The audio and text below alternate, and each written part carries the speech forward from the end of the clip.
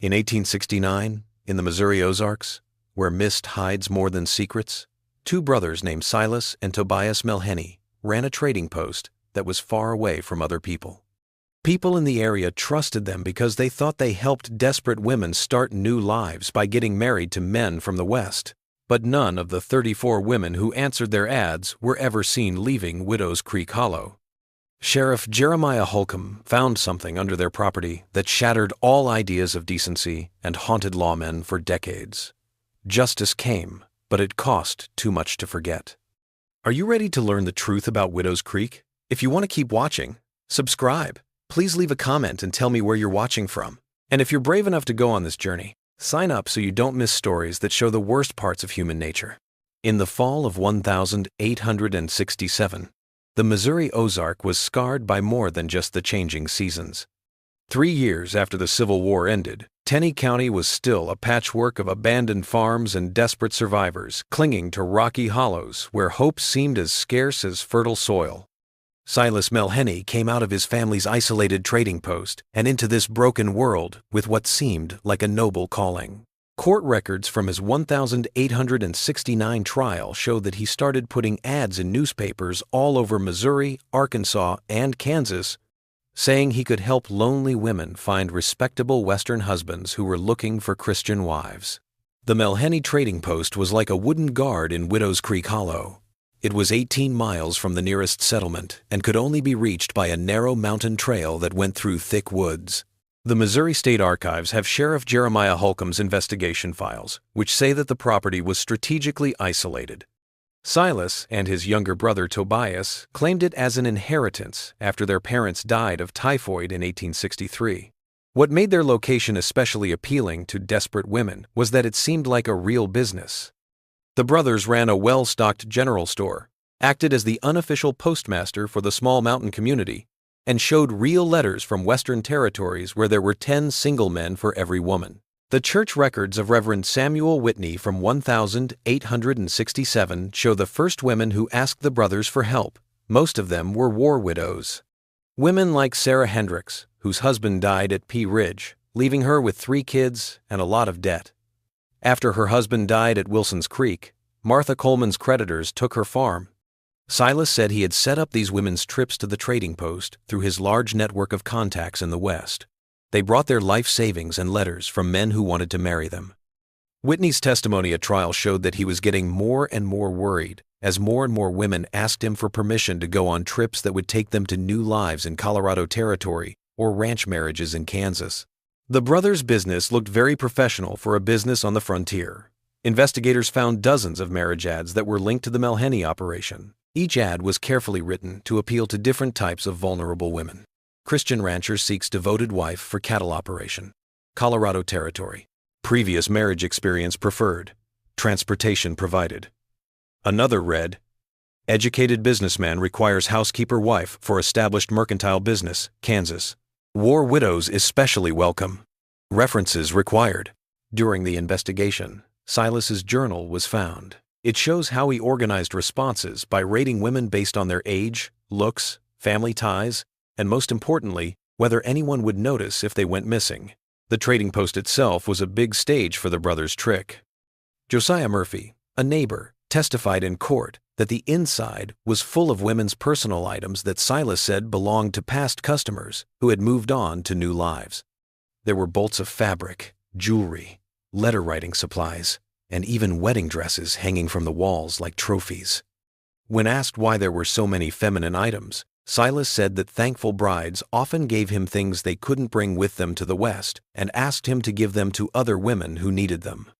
Murphy said that a lot of the things looked like they had barely been used and were too valuable for most frontier women to just leave behind. By the spring of 1868, a troubling pattern had begun to form that would eventually get Sheriff Holcomb's attention. Women from the area said that Silas was asking them more and more personal questions when they came to the trading post. Mary Beth Sullivan told investigators that Silas asked her a lot of questions about her family ties, whether she had living relatives, and her exact travel plans. When she said she was thinking about getting married, Silas quickly pulled out letters from several suitors, each one more attractive than the last.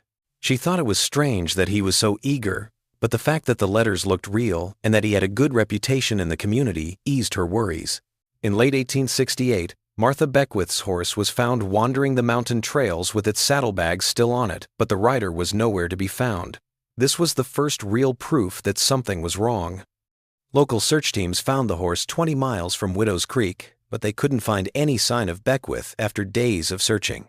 When asked, Silas showed the right amount of concern and said that she had packed her things and left for Kansas the week before to marry a ranch owner. He wrote letters to back up his story, but some neighbors said there were problems with it.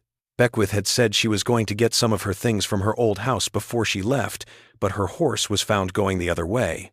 As winter drew closer, Sheriff Holcomb's methodical mind began to put together disturbing pieces of information. His case files show that he looked at reports of missing people in 3 counties and found a pattern that frontier lawmen had previously thought was just natural migration. Women would come to the area after seeing marriage ads, go to the Melhenny trading post, and then disappear. People in the area thought that these women had left for their new lives, which was a natural assumption. But Holcomb saw some things that worried him. Within weeks of each disappearance, personal items could be bought at the trading post. Family members in other states wrote letters asking about loved ones who had promised to write once they were settled, but they never got any letters back. The big moment came when Holcomb talked to the postmaster in the county seat. He learned that even though Silas said he had a lot of letters from the West, very few actually arrived at the trading post, and none had postmarks from the territories where the marriages were supposed to have taken place. The evidence pointed to the fact that the marriage letters were being written in the area, and maybe even by Silas himself. Court records show that handwriting analysis later confirmed Holcomb's suspicions. Dozens of men who were supposed to be different had written in the same way. As the year 1869 began, Widow's Creek Hollow held secrets that would soon need to be dealt with in a terrible way. Sheriff Jeremiah Holcomb's instincts, which had been trained in war, told him that January 1869 would bring answers to questions that the people of the Ozarks didn't want to ask. He started his methodical approach to the growing evidence with what he had learned in the military: follow the money and write down everything. Court records show that Holcomb's first big break came from carefully looking at bank deposits at the Forsyth Mercantile, where both Melhenny brothers had accounts. The deposits showed a worrying pattern. Women would come to the trading post on certain days and bring cash and valuables, but there were no purchases of inventory that would explain the extra money. The sheriff's investigation files, which are kept in great detail, show how he carefully canvassed neighboring counties in February 1869.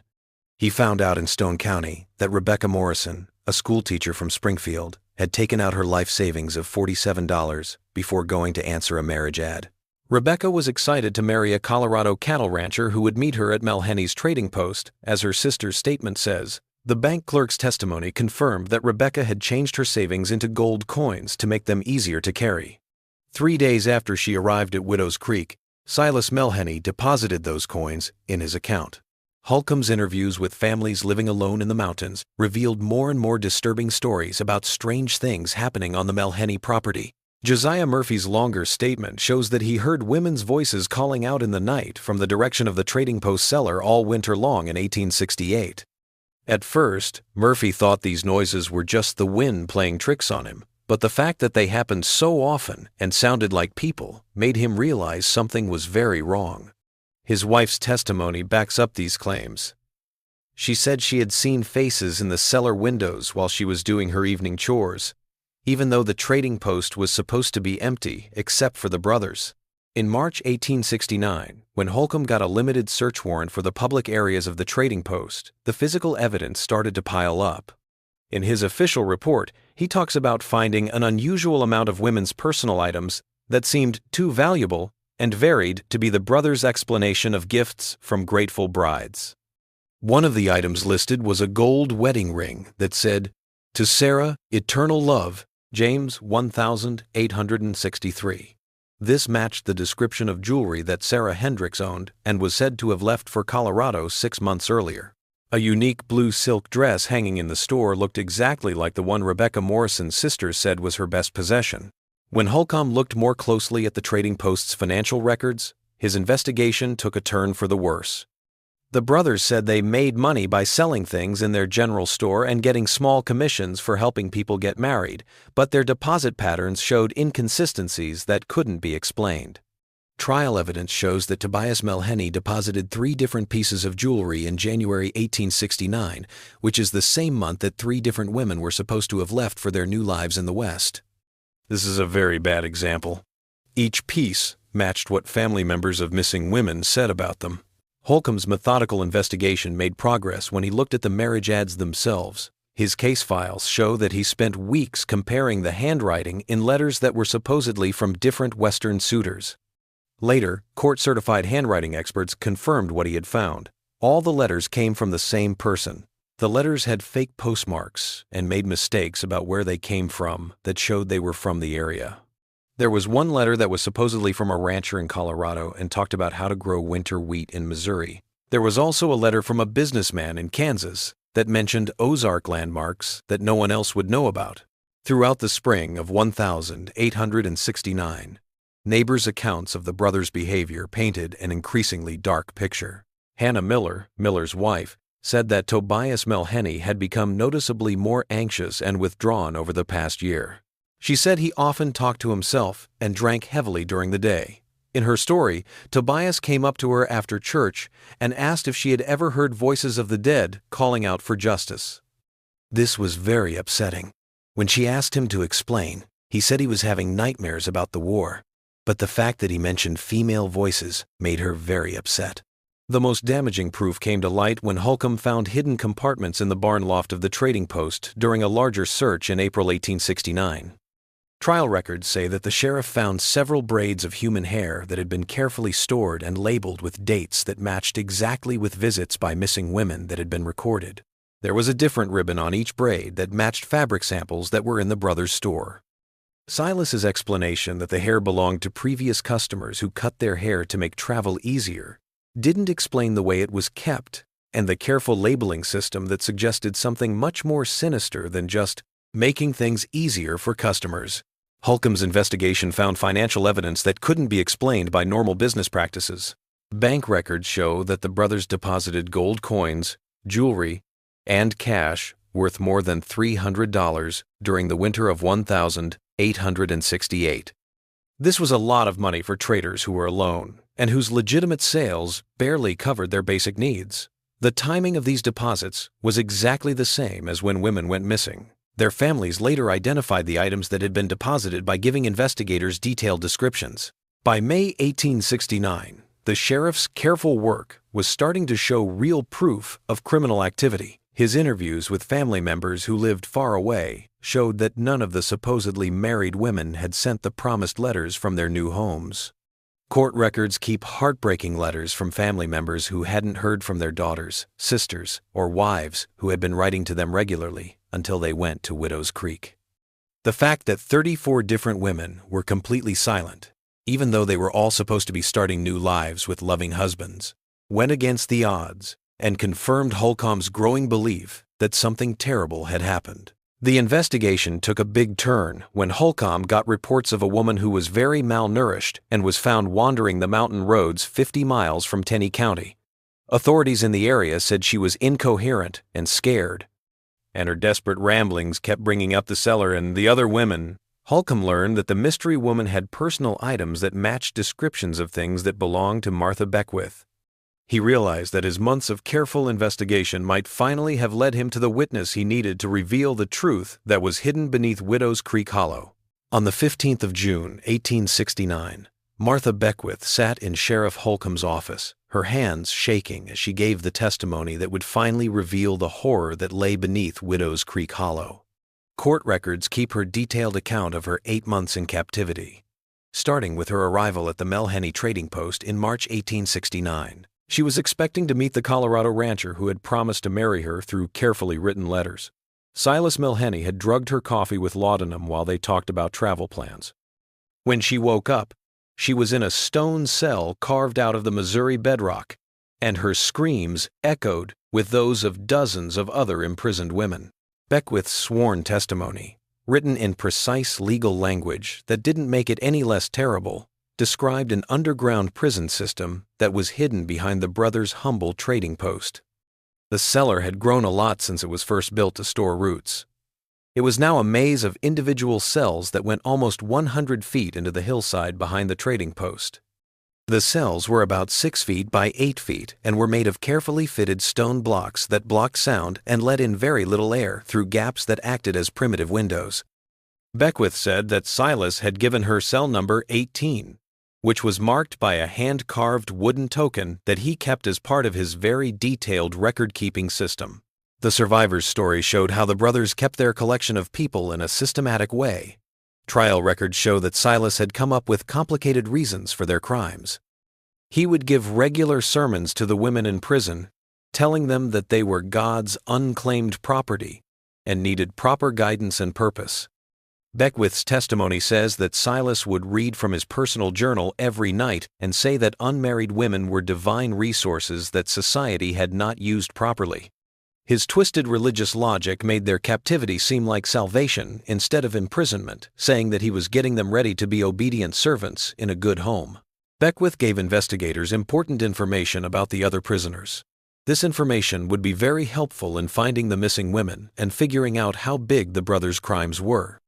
Her testimony showed that when she escaped, she was in an underground prison with 33 other women whose ages ranged from 16 to 45. She could name a lot of them and tell them about their situations. Rebecca Morrison, who was in cell number 12, had kept her dignity by teaching younger prisoners math through whispered lessons during feeding times. Sarah Hendricks, who was in cell number 7, often talked about her 3 children waiting in independence. The brothers' different roles in running their business were the most damaging parts of their testimony. Court records show that Beckwith called Silas the intellectual architect of their crimes. He kept detailed journals about each prisoner and came up with more and more elaborate religious reasons for what they did. Tobias was in charge of building things, keeping them safe, and doing the most disturbing parts of taking care of the prisoners. Beckwith said that Tobias was getting worse mentally and often apologized to prisoners and felt bad about their situation, but he didn't have the guts to go against his older brother's orders. Beckwith was able to escape by taking advantage of Tobias's mental instability and what seemed like a conscience. She says that she slowly earned his trust by listening to him talk about how guilty he felt and suggesting that helping her escape would show that he was a good person at heart. She convinced him to let her go outside the cellar for short, supervised periods of time for health reasons over the course of several weeks. During these times, she studied the area and found possible escape routes. The big break came when Tobias, who was having a mental breakdown, left her cell unlocked while he dealt with what he called Silas's latest religious revelation about growing God's collection. The survivor told the police about specific escape attempts that had gone wrong and caused terrible things to happen to other prisoners. Her testimony about Mary Coleman's attempt to escape through a drainage tunnel is part of the trial evidence. It ended when Silas found out she was missing and punished her severely, which served as a warning to other prisoners. Beckwith said that when prisoners tried to escape and failed, their food rations were cut and security measures were put in place that made it almost impossible for them to try again. Beckwith's most important testimony was about physical evidence that investigators could check by looking at it directly. She went into great detail about Silas's journal system, saying that he kept leather-bound books hidden behind a false wall in the main room of the trading post. These books contained information about each prisoner's capture, personal belongings, and daily behavior. Her testimony included specific information about where these records were kept and what they contained that investigators could check right away. She said that Silas made wooden tokens for each prisoner, numbered them in the order they were captured, and put them in a wooden box with samples of their hair and jewelry. Beckwith's testimony had a clear legal effect when she led investigators to physical evidence that backed up every part of her story. According to court records, she showed Sheriff Holcomb the hidden entrance to the expanded cellar system, which was hidden behind what looked like a normal root cellar entrance. Her instructions showed that a complicated building project had turned the original storage space into a prison complex that could hold dozens of people. The stonework was of professional quality, which showed that a lot of time and planning had gone into it. This goes against the idea that the brothers' crimes were spontaneous or unplanned. Beckwith's testimony gave the police the legal basis they needed to get arrest warrants, but it also showed how urgent the situation was. She said that Silas had recently started talking about divine instructions to grow his collection beyond its current size. He had even talked about plans to capture certain women he had met through his trading post interactions. According to her story, the brothers saw what they were doing as just the first step in a bigger mission to gather women who had not yet been claimed in the Missouri Ozark region.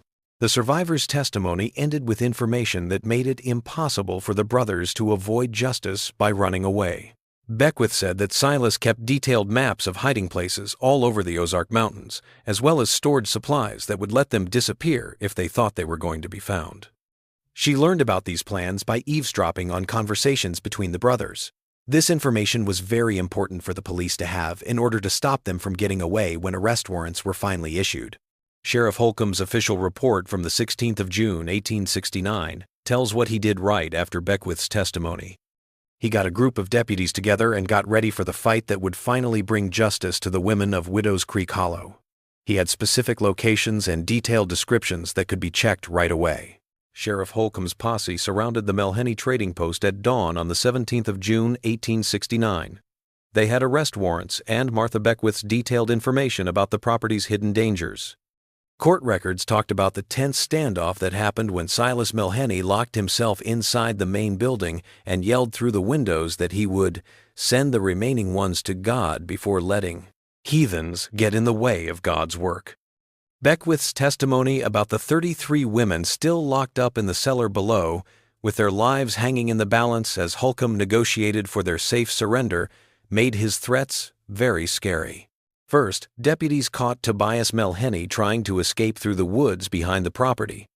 He was carrying a leather bag full of gold coins and jewelry that investigators later matched to items that had been reported missing by women. His immediate breakdown after being arrested led to the first important confession.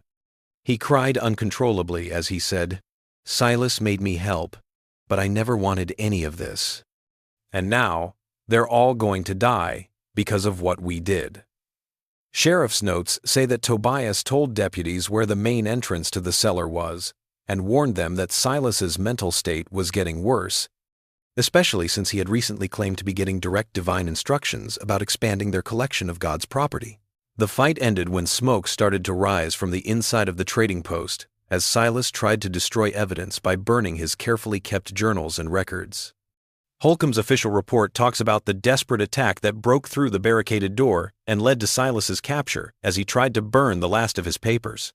What was left of his journals, which were partially burned but still readable, would give prosecutors strong proof of planned murder and kidnapping that lasted almost 3 years.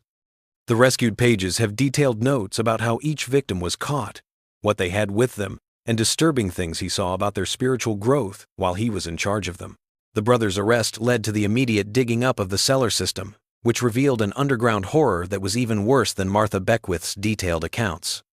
Court records show that 34 individual stone cells, each about 6 feet by 8 feet, were found carved into the Missouri bedrock with professional precision that showed they had been built over the course of months. Investigators used personal items found in each cell to identify specific victims. For example, Sarah Hendricks's unique wedding ring was found in Cell 7, Rebecca Morrison's leather-bound teaching materials were found in Cell 12, and Martha Coleman's silver locket with pictures of her children was found in Cell 23.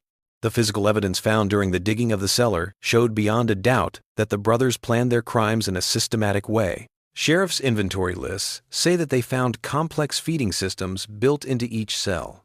These systems included metal troughs and water containers that let the brothers keep their prisoners alive for as long as they wanted without having to go into each cell. Iron shackles bolted into the stone walls showed that the victim had tried to escape in a desperate way, with scratch marks and bloodstains that showed how much pain they were in. The most damning thing was finding Silas's wooden token system. 34 hand-carved markers, numbered in the order that each prisoner was captured, kept in a cedar box with samples of their hair and personal jewelry.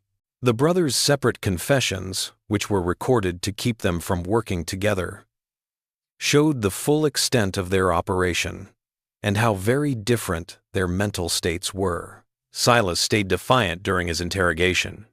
Court records show that he kept justifying his actions with twisted religious reasoning, saying that God had told him to collect his unclaimed daughters and give them purpose and guidance. His long confession included confessions of murder when prisoners tried to escape or became spiritually resistant to his teachings. He called these killings necessary acts of divine discipline instead of criminal violence. Tobias's confession gave prosecutors important information about the construction schedule and how the brothers divided up their work. They used this information to prove that the brothers had planned the crime and were involved in a conspiracy. His testimony showed that they had started to make the cellar bigger in late 1866, more than a year before they caught their first victim. This shows that they had planned ahead instead of acting on impulse. Tobias talked about his part in building and keeping up the prison system, saying that his carpentry skills were very important for making the complicated security measures that kept people from escaping. His confession also gave away the locations of rough graves where the brothers buried people who died while they were being held or who were killed while trying to escape. The process of gathering evidence revealed more terrible things that showed how methodical the brothers were in their crimes. Hidden compartments in the trading post held fake letters from made-up Western husbands, complete with fake letterhead and postmarks that Silas had made to trick people into coming to their property. The brothers had used printing equipment to make marriage ads for newspapers in several states, which showed the range of places they were hunting. Behind a fake wall, financial records showed deposits of more than $800 in gold and other valuables. These were the life savings and personal wealth of dozens of women who had been killed. Silas's partially burned journals gave the most disturbing evidence. They showed how his mental state was getting worse and how he planned to grow their business. Court records keep bits and pieces of his divine visions about setting up a network of collection sites across the frontier territories, along with detailed plans for getting other faithful servants to help him gather unclaimed women for what he called God's great sorting. His writings showed that he saw their current operation as just a test run for a much bigger system of kidnapping and imprisonment that would cover the whole American West. The digging of the cellar also showed that the victims were trying very hard to keep their hope and humanity alive, despite what was happening to them. Investigators found crude calendars carved into stone walls, which showed that some prisoners had kept track of how long they had been in prison for months or even years. Women who knew they would never be rescued left hidden messages carved into cell walls as their last words, along with their names and hometowns as permanent records of their lives. Prisoners kept their personal items safe to show that they would not give up hope of one day being free and going back to their families.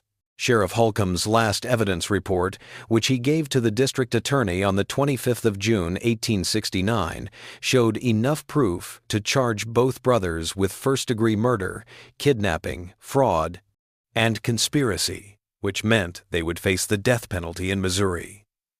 The overwhelming physical evidence, along with detailed confessions and Martha Beckwith's eyewitness testimony, made a strong case that would bring justice to the 34 women whose lives were stolen in the dark under Widow's Creek Hollow. The trial of Silas and Tobias Melhenny began on the 8th of November, 1869, at the Tenney County Courthouse. District Attorney William Morrison said that the evidence he presented was the most damning ever put together in Missouri criminal history. The court stenographer's notes keep track of every word spoken during the trial that would decide whether justice could be served for the 34 women who were killed and whose bodies were found in the rough graves behind the Melhenny property. There were so many people in the courtroom that they had to stand outside. They had come from all over the Ozarks to see the trial for crimes that had scared small towns for 3 years. On the second day of the trial, Martha Beckwith's testimony was the most convincing for the prosecution. She calmly pointed out personal items belonging to other prisoners, while talking about how the brothers planned and carried out their kidnappings and murders. Court records show that her detailed account of 8 months in captivity left several jurors visibly shaken, especially when she talked about hearing other women's last moments and Silas's habit of reading from his journal while standing over fresh graves. She was able to connect each disappearance to the brothers' crimes by identifying specific victims through their personal belongings. This made it impossible for even the defense to deny what happened. During the third week of the trial, the physical evidence made it impossible for the defendant to be found not guilty. Prosecutors systematically matched recovered items to specific missing women through family testimony and written descriptions. Sheriff Holcomb's detailed inventory showed that investigators had found jewelry, clothes, letters, and personal items from all 34 victims. Each item was carefully cataloged and kept as proof of premeditated murder. The prosecution showed Sarah Hendricks's wedding ring, which had her late husband's initials on it, along with a journal entry from Silas that talked about her spiritual resistance and her execution. During the trial, Silas Melhenny's behavior in the courtroom showed how deeply he was mentally ill and how little he cared about what he had done. Court records show that he kept interrupting witness testimony to preach about God's plan for women who have not been claimed and his job as the divine collector of lost souls. He told the jury in his last statement, which went against his lawyer's advice, that his twisted religious reasons and promises that other faithful servants would continue his work in the frontier territories. The jury's horrified reaction to his confession, in which he showed no remorse, sealed his fate and showed that his crimes deserved the death penalty. Tobias Melhenny's testimony gave important information about when and how they committed their crimes. His obvious remorse stood in stark contrast to his brother's defiant religiosity. Court records show that his confession included specific dates and locations of murders, descriptions of construction techniques used to expand the Cellar prison, and admissions of his role in disposing of bodies when prisoners died during captivity or attempted escape. His breakdown on the witness stand, where he begged the families of the victims to forgive him and talked about how scared he was of Silas's increasingly violent behavior, convinced jurors that he was guilty, but that his older brother's stronger personality had taken over his life. The prosecution's use of Silas's journals as evidence was the strongest proof that they planned their crimes and carried them out in a methodical way. Legal experts said that the journals showed detailed planning going back to 1866, more than a year before their first documented murder. This included sketches of plans to expand the Cellar and lists of possible victims found through trading post interactions. District Attorney Morrison read some of Silas's journal entries to the jury. These entries included Silas's descriptions of divine instructions to collect certain women and his detailed observations of each victim's spiritual progress while they were being held captive. This made a record of planned cruelty that called for the death penalty. The defense lawyer's attempt to claim temporary insanity fell apart when they were shown proof of the brothers' advanced planning and security measures.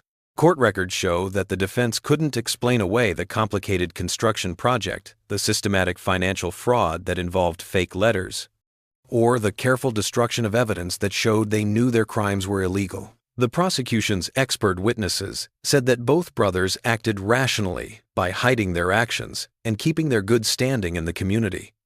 This goes against any claims that they were mentally ill or not responsible. On the 24th of November 1869, the jury took less than 4 hours to reach a verdict of guilty on all charges of first-degree murder, kidnapping, and conspiracy against both defendants. The foreman's statement in court record says that the overwhelming physical evidence and witness testimony left no reasonable doubt about the defendant's guilt or the need for the ultimate punishment for such horrible crimes against innocent women. The verdict brought audible relief from people who had been following the trial's terrible revelations, though many cried openly at the detailed accounts of the victims' suffering. Judge Samuel Crawford's sentence on the 26th of November, 1869, showed that the community wanted justice while also acknowledging how unusual the crimes were. Court records show that he said the Melhenny brothers had done things so horrible and systematic that they demand the full measure of legal punishment to protect society and honor the memory of their victims. Silas was sentenced to death by hanging on the 15th of December, 1869, and Tobias was given the same sentence, but his execution was pushed back to the 15th of January, 1870, because the court recognized his cooperation and apparent remorse. On the 15th of December, 1869, Silas Melhenny was put to death in front of more than 400 people in the courthouse square. He held on to his religious delusions until the end, saying from the scaffold, "God's work will continue through other faithful servants." His last words, which showed no remorse, horrified witnesses who had hoped for some admission of guilt. However, his defiance confirmed the justice of his punishment. Local newspapers said that the crowd was happy about his death because it brought closure to crimes that had scared the most vulnerable people in the area. Tobias Melheny never got to face his scheduled execution because he died in a prison riot on the 30th of December, 1869. Other inmates killed him because they had learned about the crimes he had committed against women and children. According to prison records, other prisoners thought that kidnappers and child killers were the worst criminals. Tobias's death was a kind of rough frontier justice that went along with the legal process. His death meant that there was no way for either brother to appeal or have their sentence reduced, making sure that both brothers paid the ultimate price for killing 34 innocent women in a systematic way. The case's resolution changed Missouri's long-term approach to protecting women who are at risk and looking into reports of missing people in remote areas. Sheriff Holcomb's careful ways of investigating became a model for other police departments, and the ways he collected and preserved evidence set standards for complicated criminal cases. The victims were buried in a special part of the county cemetery with a memorial stone that read, "For the Lost Women of Widows Creek." Their names were remembered so that future generations would not forget their sacrifice and the justice that was served in their memory.